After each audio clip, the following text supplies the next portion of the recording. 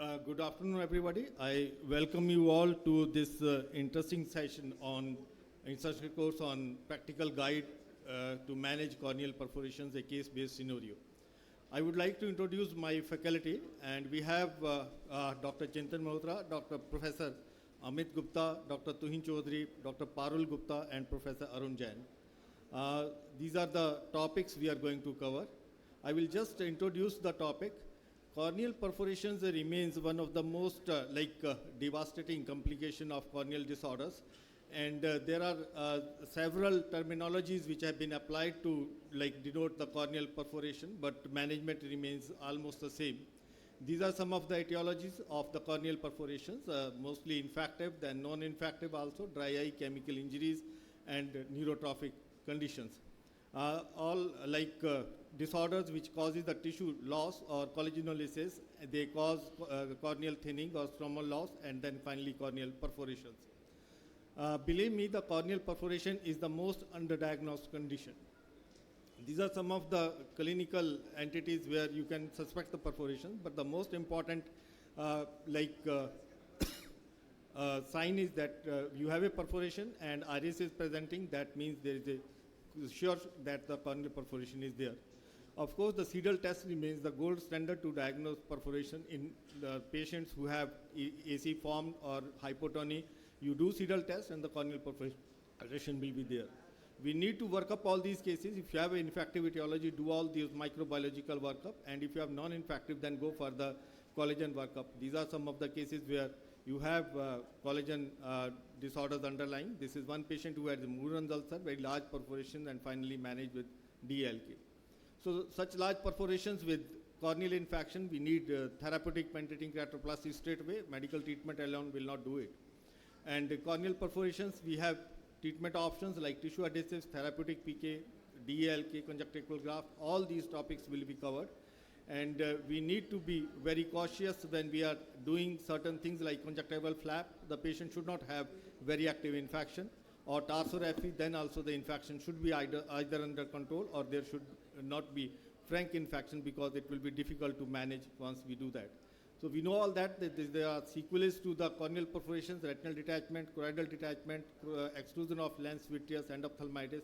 So this is a devastating condition. We have to act very early to prevent the disasters and to prevent the blindness. So I would like to say that you should have high index of suspicion for corneal perforation, and clinical diagnosis of, you have to confirm it and then do the treatment. I would now like to invite Professor Amit Gupta, and he is going to speak on management of severe corneal thinning and perforations in advanced PUK using banana graft. Professor Amit Gupta, please.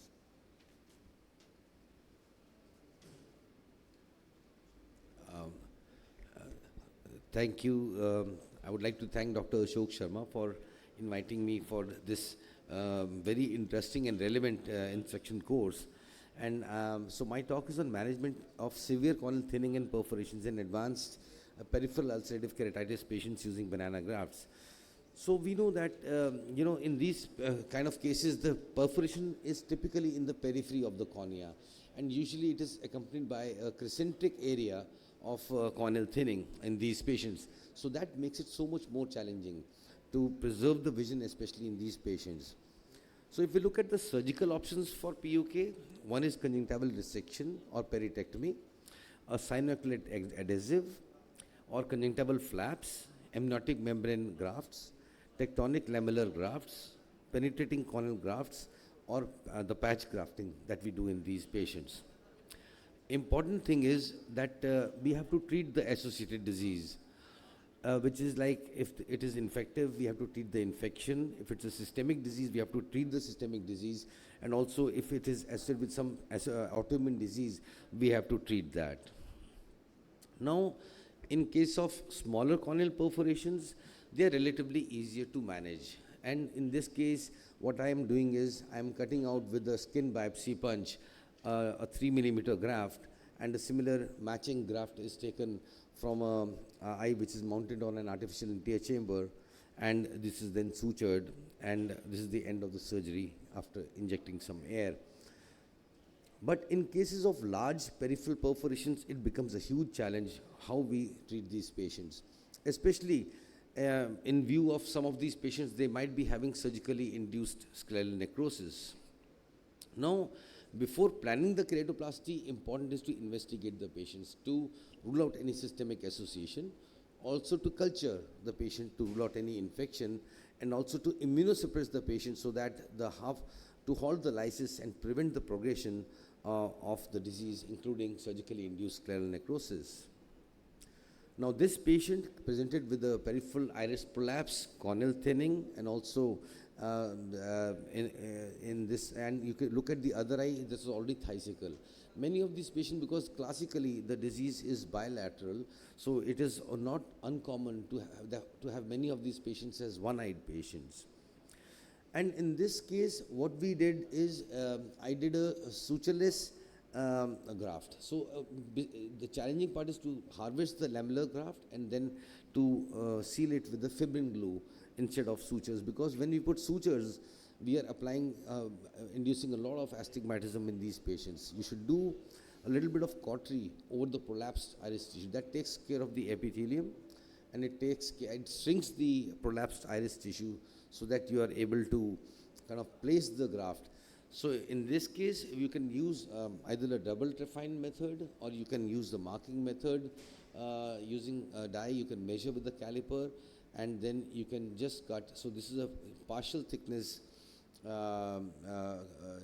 dissection of the cornea, and using blunt instruments, this is matching the amount of tissue that we require in the periphery of this patient, and then this is harvested, and then this tissue is matched to the periphery of the cornea, and then the fibrin glue is applied in this patient, and this graft is then stuck onto the cornea. So classically, it's very difficult to stick anything with fibrin glue. So you have to dry the bed, prepare the bed well, de-epithelize the bed, and only then you can hope that this graft is going to stick. Bandage contact lens is applied. So in this case, patient did very well, and we can see that the patient did develop a cataract after 2 months. Visual acuity was 6/36, and if you look at the pentacam of the patient had a fairly regular astigmatism. So I went ahead with toric IOL in this patient, and the cataract surgery was uneventful. I'll not go into that. And at the end of the procedure, the patient gained a vision of 6/9 and was recurrent free after 3 years. So this is the final picture of the patient. Some of these patients can really have a good outcome, and at the end of the day, when we apply sutures, sometimes these are such extensive pathologies that they can induce so much of astigmatism, it becomes very difficult to visually rehabilitate the patient. In some of these patients, we can use intraoperative OCT. In this case, I had tried a sutureless graft, but then this graft did not work. It didn't stick properly, so I went ahead and applied the sutures, and I used the intraoperative OCT at the same time. To sum up, that the banana grafts of PUK are preferably they should be done under GA and maybe combined with peritectomy in these patients. As we know, peritectomy has a role to play in PUK patients, and we should lower the intraocular pressure, preferably by giving mannitol before surgery to avoid prolapse of the intraocular contents. So we should prepare the recipient bed well, and we should fashion sharp edges after thoroughly removing, and we should using a blade. And then there should be very careful dissection of the donor eye, whether it is mounted on an artificial anterior chamber or whether we are using a whole globe. But there are different techniques to match, how to match the tissue. In this case, I'm doing a freehand dissection and trimming the tissue according to the size of the perforation that I require. So there are different other shaped grafts, like you can also use a square or a rectangular graft in some of these patients, and if it's a limited pathology with a very isolated prolapse, it works very well because it might induce lesser astigmatism because of the lesser amount of donor tissue which is sutured on, and some of these larger perforations can be a real challenge. So some of the techniques described are the copy and fix technique or the stenciling prick and print technique, and It depends on the surgeon experience, how he wants to treat these patients. But if treated well, in my experience, sutureless lamellar, annular, semi-annular grafts, they do very well in these patients. The disease quietens down very well because you've not applied the sutures. And one thing you should keep in mind is that the disease can recur once you've done. So just doing a keratoplasty is not the end of surgery. And in one study, it was found that there was a very, very high rate of recurrence of almost 25% of the disease in these patients. So to conclude, sutureless fibrin glue-assisted semi-annular tectonic lamellar grafts are relatively simple to perform and have an excellent long-term outcomes in these patients. And because it's such a serious disorder, many of these patients, we should be aggressive in doing surgical intervention in these patients. Thank you very much. Thank you, Professor Gupta. As he is leaving, do you have any questions for him?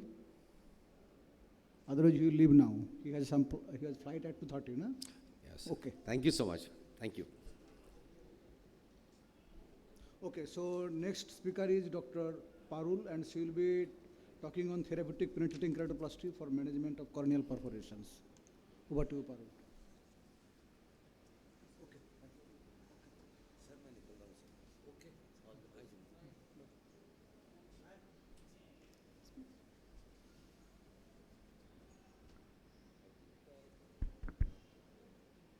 Good morning, all. I thank Professor Ashok Sharma for giving me this opportunity. So I'll be presenting on therapeutic penetrating keratoplasty for management of corneal perforations. So we come to the definitions and indications. What is therapeutic keratoplasty? It is a surgical procedure performed either for resolution of the structural integrity of the eye or to resolve an infectious and inflammatory keratitis refractory to conventional medical therapy. It can be a full thickness or a partial thickness lamellar keratoplasty. What is tectonic keratoplasty? It is performed primarily to restore the structural integrity of the eye. When to perform a therapeutic penetrating keratoplasty? In cases of corneal ulcers with perforations greater than 2 mm, limbal or scleral involvement and refractory to medical treatment, or large impending perforations. Now, how is TPK different from OPK? The goal of OPK is to restore vision. Suction or manual trephines are used in OPK. Suction trephines and manual trephines can also be used in TPK.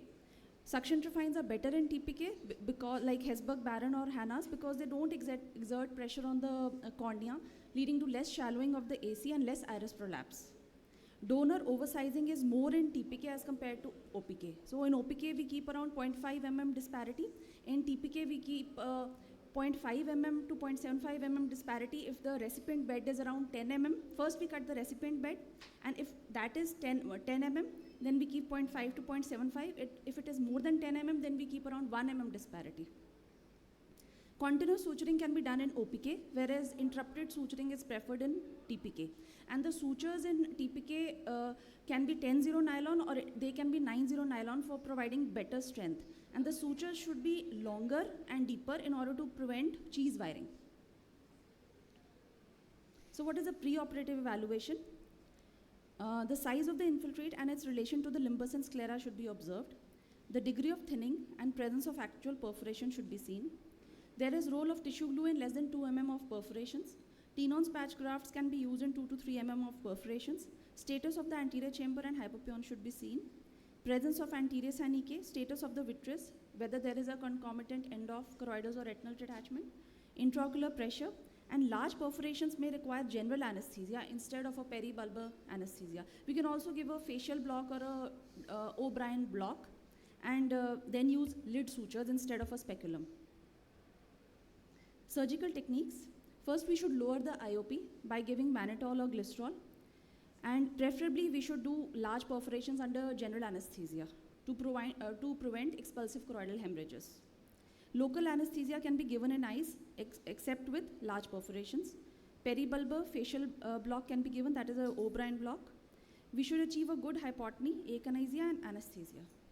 Avoid external pressure on the globe. We can use Fleringa rings. The best is to use lid sutures. We use usually 5-0 or 4-0 lid sutures. We can use a self-retaining speculum. A conjunctival peritomy is essential for limbal or scleral involvement in patients with these involvements, and proper hemostasis can be done by doing the cautery. Preparation of the recipient bed. Our goal is to excise all the necrotic or the infective tissue. at least 1 mm larger than the size of the lesion should be taken. Indentation of the epithelium should be done to verify the appropriateness of the trephine diameter. Apply minimal pressure, and viscoelastic before actual trephination should be put, as AC might be shallow preoperatively. Large incisions require freehand dissection after marking with the trephine, because we usually get trephines between 6 to 12 mm. Below that, we can use the skin biopsy punches. And 80% depth of trephination should be followed by guarded entry into the anterior chamber. So this is an image. It shows that we should keep around 1 mm margin around the infected area, and then use a right or left corneal scissors to remove the diseased cornea. We should clear the anterior chamber exudate, irrigate the anterior chamber with BSS, eliminate all the exudative material to prevent recurrence and glaucoma. Membranes over the iris are dissected gently by the irrigating cannula and removed by the forceps. Every effort should be taken to arrest bleeding, and intracameral antibiotics or antifungals should be given wherever required. What are the additional procedures? We should do a peripheral iridectomy. One can be sufficient, but ideally we should do at least 2 to prevent pupillary block. The lens management is, it should be preserved to prevent the infection from going posteriorly. And if the lens is cataractous, or there are retroiris exudates sticking to the lens, or there is a lens abscess, then we can remove the lens, but we should try to preserve the posterior capsule.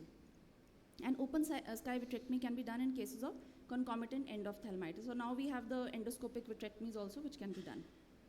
Suturing can be done with interrupted sutures, preferably 10-0 or 9-0, as I've discussed, 75 to 90% deep, and always check the leak in the end. The surgery should be watertight, ideally, instead of being airtight. So this is one video. Music, please.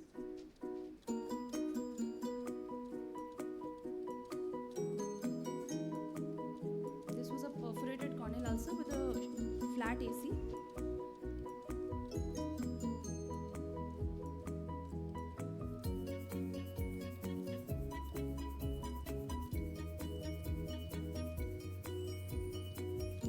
Cataractus, we removed that.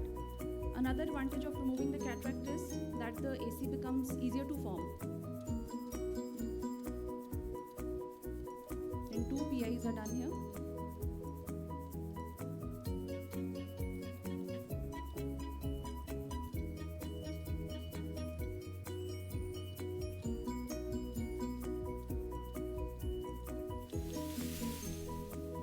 Total of 16 sutures are put in this case, but in cases of larger grafts, we can put up to 24 to 32 sutures also. So what are the intraoperative complications?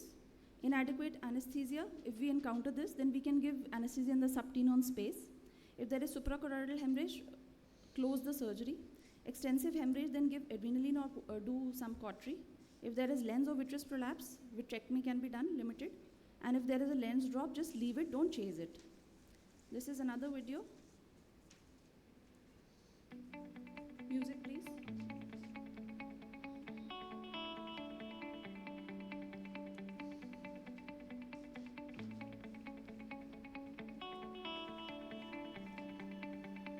If the lesion extends up to the limbus or the sclera, we need to do a conjunctival peritomy as well.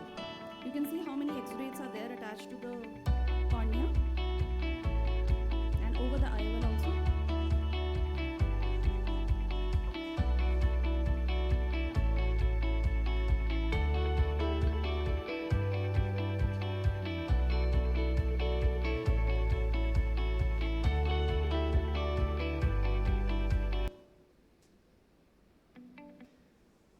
This was the case of a patch graft. In this, there was a small perforation. We did a patch graft in this, and the patient is doing well. This was another case of patch graft. The first is the intraoperative picture. This was a young female, and the patch graft shows beautifully that the AC is formed. What are the postoperative managements? The postoperative management includes prevention of recurrence of infection. So continue anti-infective therapy in all the cases. Promote epithelialization and protect the corneal epithelium by avoiding epitheliotoxic drugs. Use non-preserved tear substitutes. You can do a paramedium tarsorrhaphy, or you can use the punctal plugs in cases of dry eye or in cases of neurotrophic keratitis. Control inflammation. Corticosteroids can be given in bacterial keratitis after some time, must start only after being sure of the eradication of infection, monitor the epithelial healing, IOP and recurrence of infection with steroids. Intraocular pressure should be managed, monitored and controlled. Large grafts are associated with high incidence of rejection, failures, persistent epithelial defects and glaucoma. So they say that you should apply angle supporting mattress sutures in order to prevent glaucoma and peripheral anterior synechiae. What are the antimicrobials that are used? They should be given according to etiology.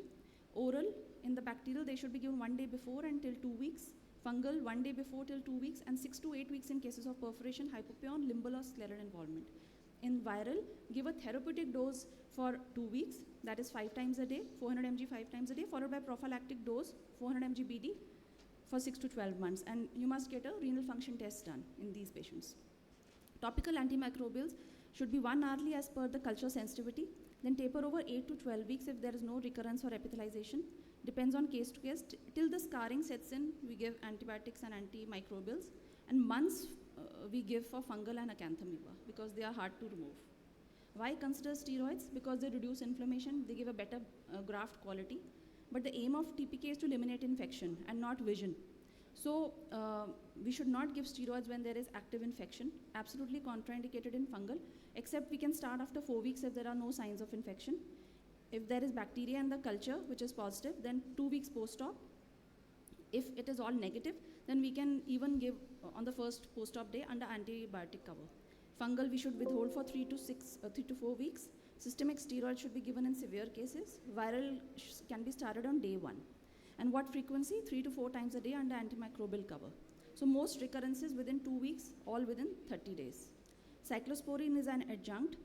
It causes selective inhibition of the host immune response, and 0.5% BD2 QID can be given. Post-operative complications can be early or late.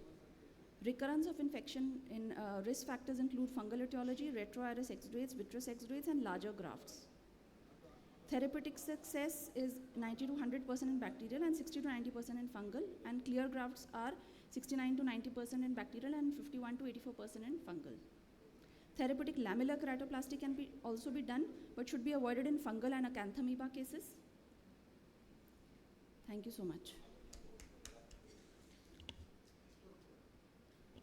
Nice to Dr. Parul. So can you tell me when do you consider for putting this tarsorrhaphy in therapeutic grafts? So tarsorrhaphy, if we do a TPK for cases with severe dry eye or sterile melts or neurotrophic keratitis, then we should do a tarsorrhaphy. A paramedian tarsorrhaphy can be done to preserve the, to prevent dryness and to prevent remelting of the graft. No, we usually, if the graft size is more than 11 millimeter, we routinely nowadays doing this tarsorrhaphy, that very much this lateral tarsorrhaphy. Okay. Because that these patients has a tendency to develop persistent epithelial defect. Persistent Okay. yes, because the limbal stem cells are gone. So Okay, that's why. yes. Okay, thank you. Our Thank next you. speaker is Dr. Arun Kumar Jain, and he will be talking on conjunctival pedicle grafts in the management of corneal perforations. Over to you, sir. Thank you, Tohin. So, And Okay. at the very outset, I'd like to thank Dr. Sharma for inviting me. Sir, make it to- full screen. Yeah, full screen. So I'm going to present this role of conjunctival pedicle graft in the management of corneal perforations, especially the limbal conjunctiva sparing, where we spare the limbal stem cells for future and to prevent any ocular surface problem. As we have heard in the course of this instruction course, that the various etiologies for corneal ulcerations, oblique perforations are all of these. I won't go into details of this. And medical management also, you have heard that we have to treat the dry eye or any condition which needs antibiotics or immunosuppressive agents, along with anticollagenase agents like doxycycline or azithromycin and other supportive therapy. And also all of my previous speakers have harped upon various modes of surgical management in form of either glue or fibrin glue or human amniotic membrane. or a patch graft or a penetrating or a lamellar keratoplasty or a limbal stem cell transplantations, I'm going to emphasize the role of conjunctival flap in impending corneal perforation or the true corneal perforation, though they are small in number. The reference of conjunctival flaps goes way back to last century, early last century, 1907 or 1927. But the first detailed description of Gunderson flap described by Gunderson in 1958, and he published his first paper on 22 cases of corneal thinning and perforation 11 years after he described this paper. And the indication for this was again all the indication as we have already listened to in the course of instruction course. So here I will be sharing my own experience of conjunctival graft in corneal perforation. So with the advancement in microsurgical technique aided by microscope and fine surgical tools, selective pedunculated conjunctival flap secured in place by fine sutures tailored to cover a desired area of diseased cornea in case of chronic corneal ulceration with or without corneal perforation has in special situation like you are sitting in a periphery where you don't have access to a fibrin glue or a cyanoacrylate glue or any corneal tissue.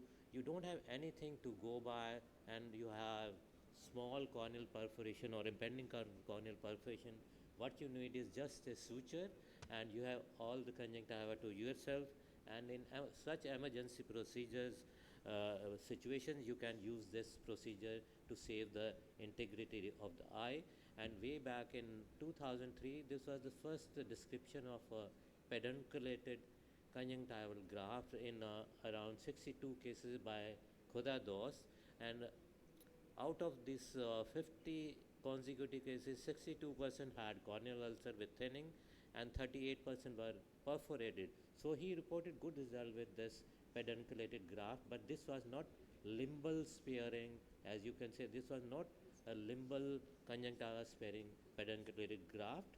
And the objective of this doing any surgery for this perforation or thinning is we have to preserve the corneal and globe integrity and also minimize lesions which are incompatible with functional vision. We should be able to provide functional vision to the patient as far as possible, and we have to replace the lost corneal tissue. And of course we should increase somehow the blood supply to the healing cornea so that it hasten the healing process.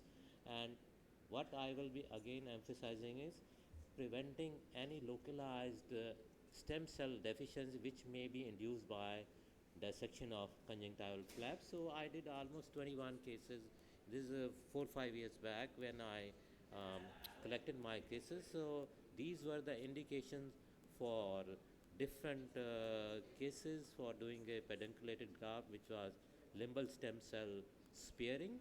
So this is one short video of such case. This case was presented to us who had a corneal laceration which was badly sutured outside. You can see it was still leaking. So we removed the suture. It's a lacerated wound. We removed the necrotic tissue and we marked the area which was to be incised for making a pedunculated graft. We inject a combination of xylocaine with adrenaline subconjunctivally. The graft should be as thin as possible without thin on tissue, and then you spread it over to the area of thinning and perforation, and either you can give continuous suture or you can give continuous interlocking, but it's preferable to do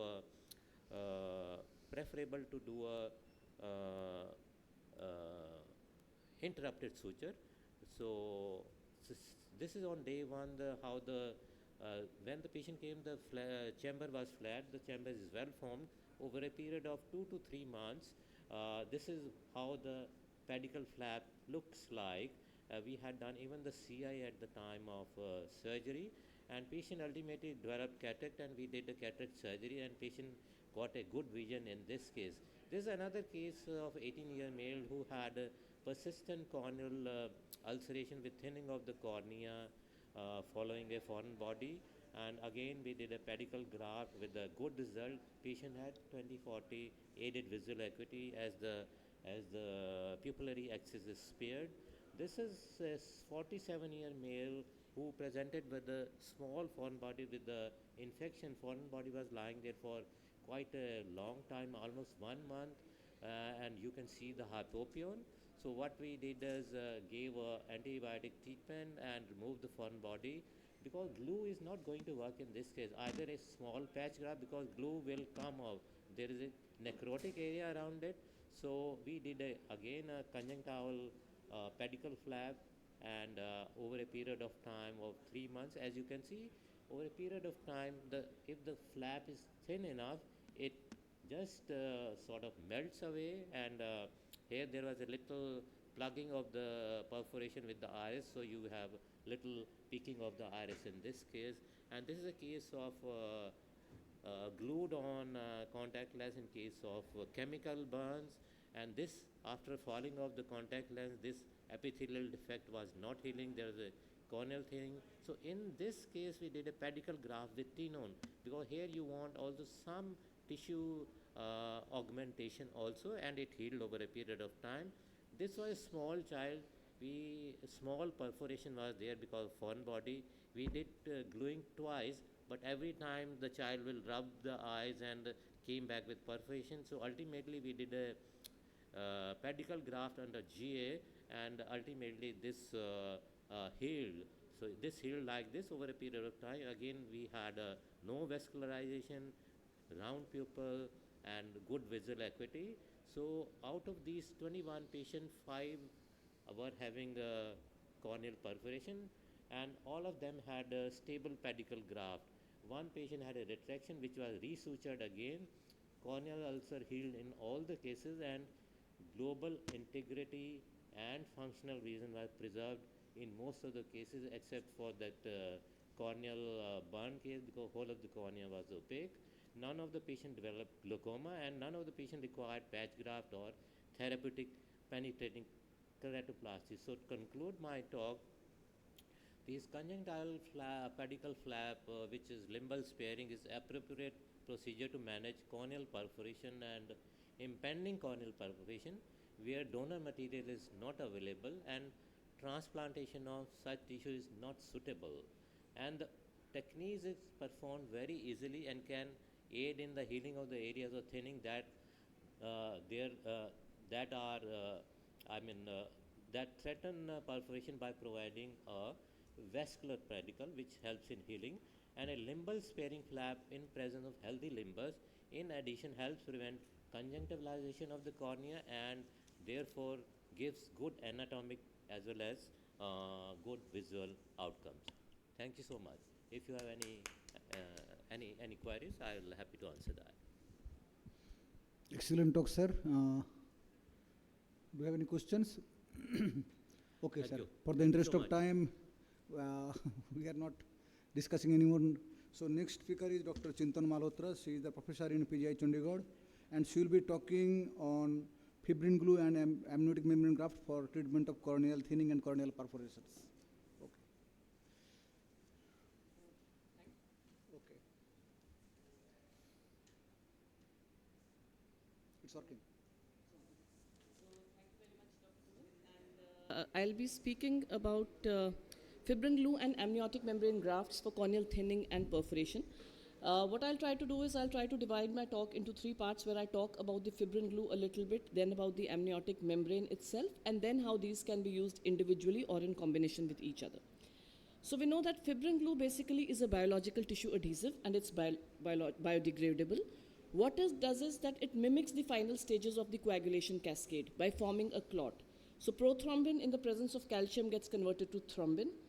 Thrombin further converts the fibrinogen into fibrin, which then forms a clot, as is seen in our body as well. Now, the commercially available preparations, we have the Tecil by the Baxter and we have the Relisil by the Reliance. Instructions on how to form are given on the box itself. The components of the two are basically the same.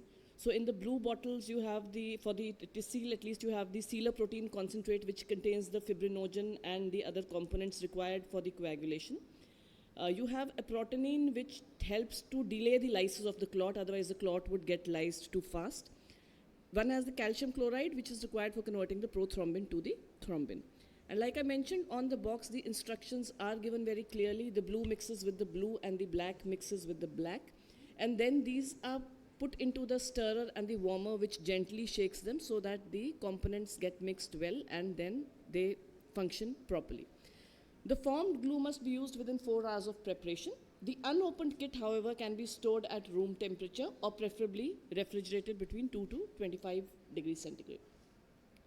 Now, what is the advantage or disadvantage of fibrin glue over cyanoacrylate? The advantages are that it has a smooth surface and it causes less discomfort and it causes less vascularization. On the other hand, it has no bacteriostatic action, it gives less strength and it degrades quickly. The reverse is cyanoacrylate glue, which gives stronger adhesion, it lasts longer, the cost is very much lesser. It has an antimicrobial effect as well, but the disadvantage is that it induces a lot of vascularization if it remains for a long time. Coming to the second component, which is the amniotic membrane graft. So this we know is derived from the placental layers. It has to be taken from a cesarean section. It is not taken from a normal delivery to prevent the spread of infections. The mother must have been screened for the HHH, the HIV, and the other viral markers. And then these membranes can be taken. The amnion is separated from the chorion, and it basically consists of two parts. The basement membrane, which helps the epithelium to grow over it, and the stroma, which has other functions. So the amniotic membrane has a myriad of functions. It has a mechanical function. The basement membrane, like I mentioned, acts as a substrate for growth. It helps in epithelialization. It has a lot of growth factors like the epidermal growth factor and the hepatocyte growth factor, which help in healing. It is anti-angiogenic, so it prevents excess vascularization. It has antimicrobial actions, a lot of bactericidin, beta-lysine, etc., and it is also immunomodulatory. The placement of the amniotic membrane, how it's placed, is important. It can be placed as a single layer or it can be placed as a multiple layer technique. In an inlay, the amniotic membrane is made smaller than the side of the defect and it is placed within the side of the defect as a single layer or as multiple layers. The purpose is here that it should get integrated and provide strength and volume to the tissue. So in this cases, the stromal side has to be kept down and the basement side up so that the epithelium is able to grow over it from the surrounding tissue. On the other hand, in an onlay, it's used more like a bandage contact lens. We expect the epithelium to grow under it, and which is why we keep the stromal, here we keep the basement side down so that the epithelium grows under it, and it is kept larger than the graft, for example, just like a bandage contact lens. And then one may have a combination of an inlay and an onlay technique. So these are just representative photographs, simple inlay, smaller than the graft, and onlay, larger than the graft. We have multiple types of AMG available. The most common is the cryopreserved amniotic membrane, which is stored at minus 80 degrees centigrade. But very easy for practitioners who don't have access to this is we get the dried forms of amniotic membrane, which are available off the counter. Stored at room temperature, these have a shelf life of 5 years, though I must say that they don't have the same flexibility and sometimes tear. So they are not as good in my experience as the cryopreserved, but if you don't have, they work decently well. And then we have the Procera, which is a sutureless form, which can be applied in cases of acute chemical injury. Now, where do we use this? They can be used single or in combination. So they are used for small non-traumatic perforations where we have loss of stroma, where we hope that the amniotic membrane will add up to the stroma. We can use it in desmatoseals where we suspect impending perforation because cyanoacrylate glue there may cause perforation. And we have, when there's a lot of stromal melting again, then in impending perforations, we can use this. So just to show a few examples, this was a 16-year-old male who had severe atopic keratoconjunctivitis and a lot of itching and rubbing of the eye. The AC was found, but the IOP was low, and the Seedles was positive on pressure. And we can see on the AIOC how the iris is plugging the cornea. So cyanoacrylate glue was not considered in this case because already there was a lot of vascularization, and in such a patient, tolerance to contact lens for a prolonged period was expected to be poor. And we can see the extreme degree of thinning. So this is a small video showing this. So basically the epithelial plug from the top was removed. Can we have the music please from there if it's running? An air bubble was put in, and then a spatula was used to remove the iris tissue plugging the perforation. The drying and the cleaning of the bed is important. This was followed by fibrin glue, which was placed on top and covered by the amniotic membrane, which acted as a bandage in this case. So we expected the fibrin glue to remain for a little longer, and then another layer was put, which really was not necessary in this case, and then it was just finished. And this is how the patient responded over 1 day and over 2 weeks. We can see there was evolvement. The stroma also kind of thickened up, and the patient did well. So now, can amniotic membrane, I'm sorry, am I running out of time? The time is not visible from here. So can amniotic membrane and fibrin glues be used for large corneal perforations? For large corneal perforations, the success is not as much. It's better for smaller perforations. But it can be used by forming a amniotic membrane plug. That is, multiple layers of the amniotic membrane can be folded upon each other using fibrin glue. So it forms a thicker amniotic membrane that can then be cut and plugged into the perforation. Multi-layered amniotic membrane may be sutured without using glue. So this is again a patient who had a large area of thinning and a non-healing epithelial defect. And one can just use the amniotic membrane. So one creates a peripheral annulus to where the amniotic membrane can be tucked in. This is the one layer of the amniotic membrane which is being tucked into the sides of the cornea.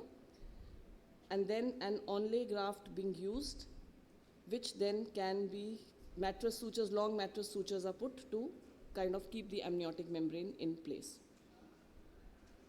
And this patient healed well.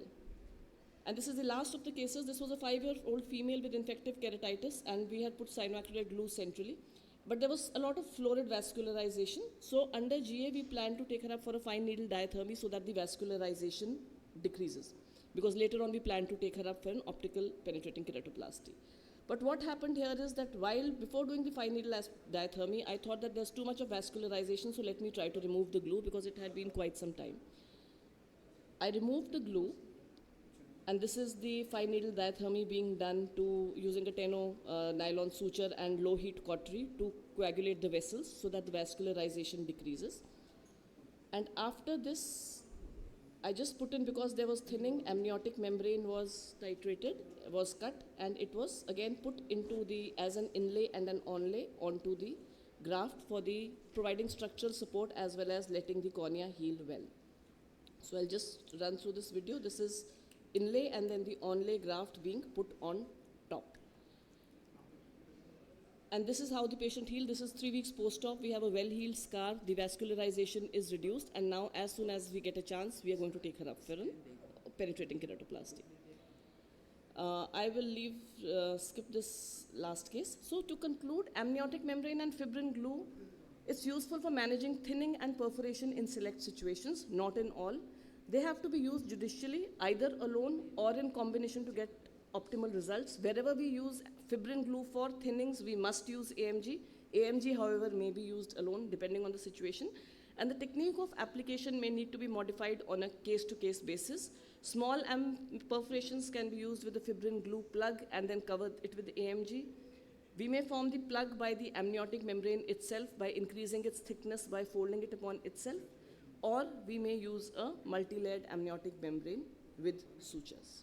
Thank you, Dr. very much. Chintan, for excellent presentation and showing us the use of fibrin glue with the amniotic membrane in corneal thinning and perforation. We move on to the next presentation by Dr. Tohin Chaudhary, and he is going to show us the management of corneal perforation in severe acute chemical injuries. Dr. Tohin, please.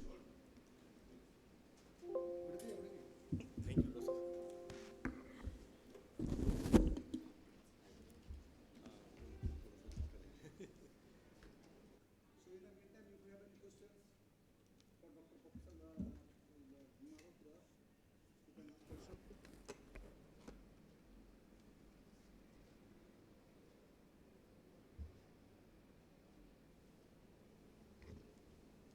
आ गया देख comment regarding the previous talk by Professor Jain, although he is left. I think conjunctival pedicle grafts is something which we don't consider so frequently because it doesn't strike us so much. We tend to use cyanoacrylate glue, we tend to use amniotic membrane, but conjunctival pedicle graft is also a very elegant way of dealing with perforations. You don't need tissue from outside. There is no other expense involved. And using the right case, it works very, very well, I think. Oh, sorry. Okay, good afternoon, everyone. So at the outset, my sincere thanks to Dr. Sharma for this opportunity.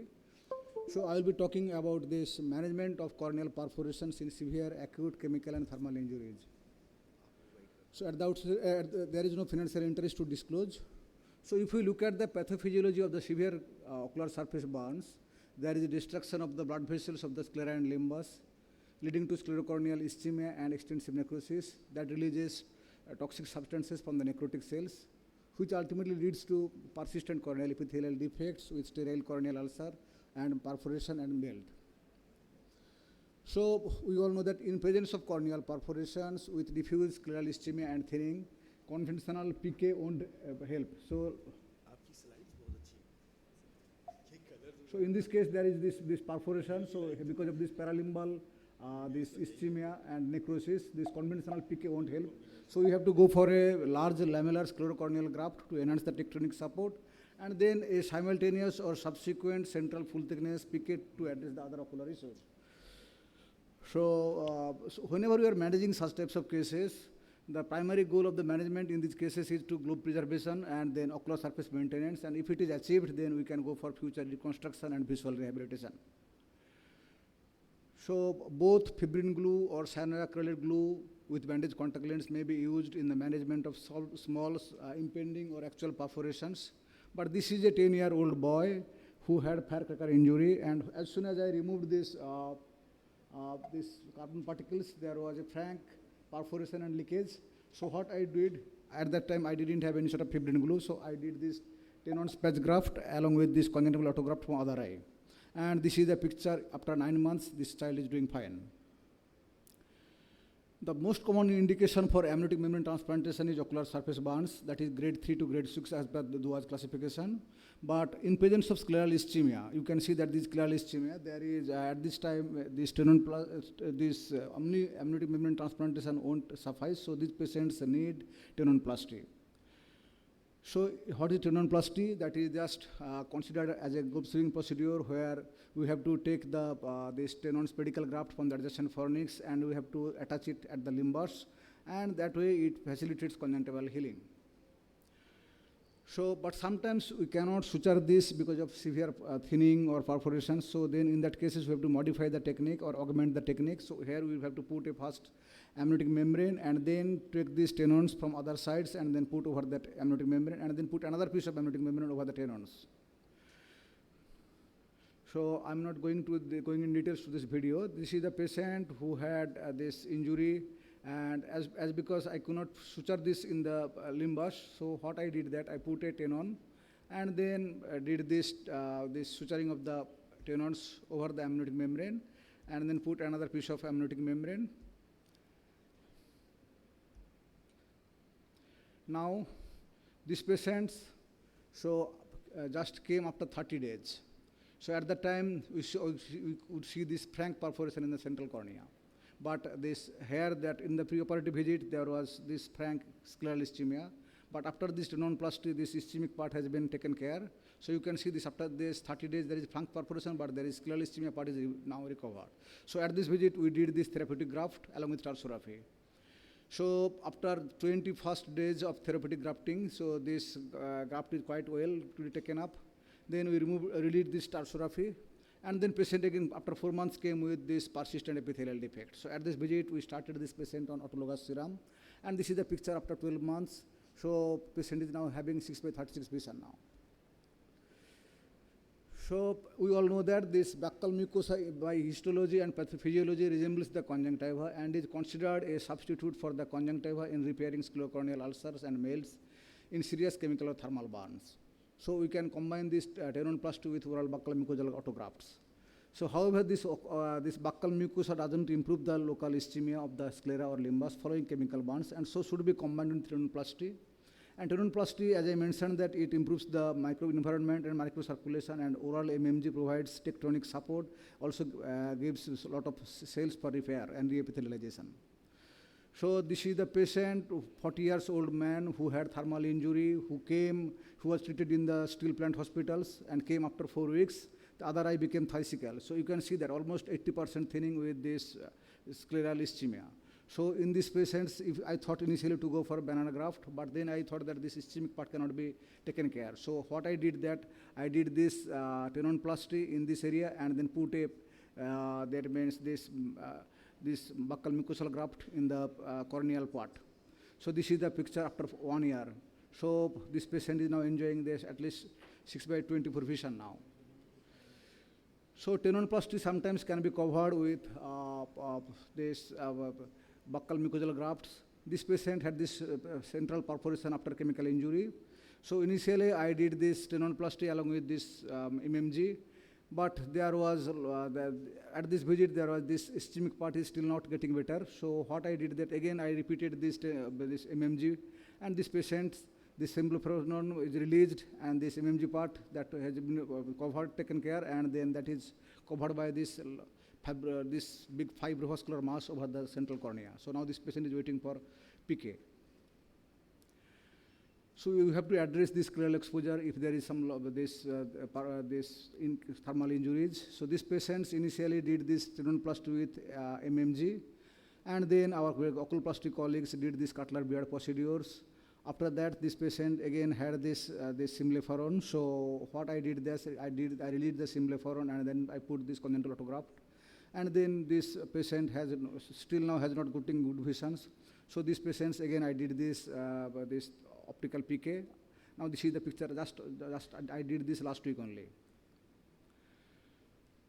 This is the man who had this patient had this thermal injury, and again I did this tenonplasty with AMG. So there was a large epithelial defect, so I put this autologous serum, and this become better. So these patients after 6 months had a, that means this ischemic part is restored, and then patient after 2 years now maintaining 6/24 vision now. But one should remember that if there is a frank perforation, then here, as like in this scleral, that means melt, because of you can see this uveal tissues. So here this tenonplasty won't help. So here this patient needs scleral patch graft. So this is the patient who I did this scleral patch graft along with this congenital autograft from the superior side. And this is the picture after 1 day. And after 3 weeks, after 2 months, this patch graft was all taken up, and this patient is maintaining good vision 6/6 even after 1 year. So these patients need close follow-up after the initial injury for management of possible sequelae. Corneal ulceration or perforation, you have to look for that, corneal scarring and limbal stem cell deficiency. These patients may have secondary open angle glaucoma or conjunctival scarring with symblepharon. All these patients may get this dry eye problem, exposure due to lid malposition from cicatricial changes. All these things to be addressed. And to conclude, proper management in the acute stage is most important, and that determines the long-term outcome. When the globe integrity is saved and ocular surface is stable, one can plan further surgeries for better visual rehabilitation. And based on laterality and severity, there are many options out there. And in these patients, glaucoma is the most common comorbidity and needs to be addressed aggressively. Thank you for your time. Thank you, Dr. Tuhin. Those are very difficult cases you showed. In the interest of time, we'll move on to the last talk of this session, that is cyanoacrylate adhesive in the treatment of corneal perforations, which will be given by Dr. Ashok Sharma. And I think all of us will be happy to take any questions anybody may have after this outside the hall. Thank you so much. Good afternoon, everybody. And I would like to present my talk on cyanoacrylative tissue adhesives in corneal perforations. I would like to emphasize that all of us who are young and we are starting, so we need to have tissue adhesive in our clinic, cornea clinic, always available, because you never know when you get a patient. And believe me, for corneal perforations less than 3 millimeter, although fibrin glue has picked up, it has several advantages, but this still remains a very valuable tool for most of us, and you can apply in several situations. These are various preparations available. We are fortunate now that now it is inexpensive. There was a time in early 80s that it was 10,000 vial and rupees per vial, and it used to be imported from Germany with the name of Histacril. So there are several methods of application, but I would like to show the one which I am very much comfortable. The key is that you have to de-epithelize the area around the corneal perforation and around the corneal ulcer. This is basically a traumatic one where we have removed a wooden corneal foreign body and we have detected that there is a perforation. So in this case, we will be de-epithelizing, and de-epithelization can be done with the blade, it can be done with the needle, but in this case, we will be doing with the help of the synovial tissue adhesive only, that you apply the synovial tissue adhesive first time and then remove it. While you are removing it, you will remove the epithelium also along with it, and then do the second application where the adhesion will be firmly to the surface. In traumatic corneal perforation or in post-surgery wounds, you need not keep it for a very long. You can just keep recheck after 2 or 3 weeks, and if the perforation is healed, you can always remove it. It can be applied to corneal perforation due to bacterial corneal ulcer, where the corneal perforation is there and your infection is responding, like in this case. And you can also apply to the fungal corneal ulcer. Again, you should be cautious that your infection is responding, because otherwise you will have problem. I have done few cases where I have combined it with the intracameral, intracorneal voriconazole, and it has worked well. Sometimes you don't want to apply bandage contact lens due to the risk of aggravation of the infection. So you can use a very small piece of drape which is sterilized, put a glue on it and apply it onto the corneal surface, so you can avoid the bandage contact lens. Sometimes you have very large corneal perforations in Murren's ulcer, like in this one. So there you need to put a scaffold in the corneal perforation, otherwise the tissue will go into the anterior chamber and will cause a lot of inflammation.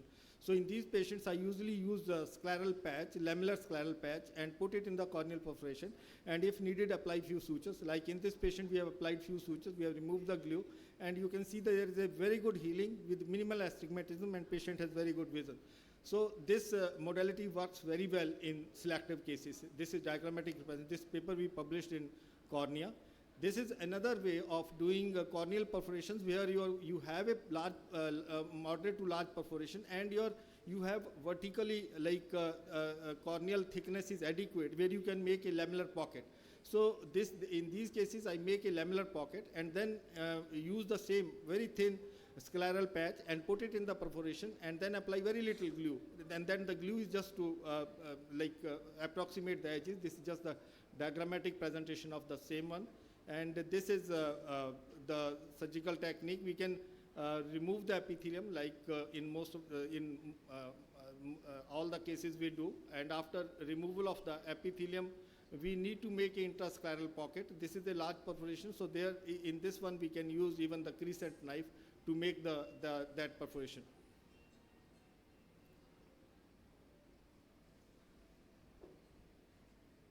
So you can make the lamellar pocket using the crescent knife, and this is at least 0.75 millimeter more than the size of the perforation. Then you take the scleral patch and make it thin as per your requirement, and you can easily insert it into the corneal perforation if you have adequate thickness. So this is one technique which is handy if you have good thickness. These are some of the cases where we have done this, and this again be published in Cornea. This was very interesting patient where we have a corneal melt with the limbus melt, scleral melt following pterygium surgery, and it was referred to us for management. And there was no way we could manage this patient. So what I decided that I will use the scleral patch behind the cornea and put little bit of tissue adhesive. Of course, I did peripheral iodectomy in this patient, and then applied amniotic membrane and used the medical treatment in this patient. This is just a diagrammatic presentation of the same. And this is the outcome in this patient, that the corneal perforation healed. Of course, there was a lot of scarring. He developed cataract. We removed the cataract, but he was not willing for any further visual rehabilitation. So this paper again we published in Journal of Ophthalmic Vision and Research. I would like to say that of course, fibrin glue has several advantages over cyanoculate in terms of healing and less corneal vascularization. But in case of emergencies where you need immediate closure, probably cyanoculate tissue adhesive has advantage. These are some of our publications. And recently we have published one review in clinical ophthalmology with authors like Dr. Professor Jagatram, Professor Nirankari, Professor Namrata Sharma, and Dr. Sayan Basu. And if you have any need to read more, you can go to this one. I would like to say that you see this picture, and all these dark shadows you are seeing, they are camels. But believe me, they are not camels. The camels are the gray shadows only. This is the aerial picture. So the corneal perforations can be as deceptive as this picture. So you have to really look for the perforation, do the Seidel test, and then depending upon the cause, size of perforation, you have to select the modalities. My colleagues, they have elaborated all the modalities of treatment of corneal perforations, and I thank them, and I thank you all also for patient hearing. Thank you so much. Thank you so much, sir. And we can just take one quick question if we have. So I think with that, we will end this course and hand it over to the next people. And we were handed the hall 12 minutes late, but I think I'm happy to say that we're finishing on time. Thank you. Thank you, sir. Before time, rather, we have finished it, 129.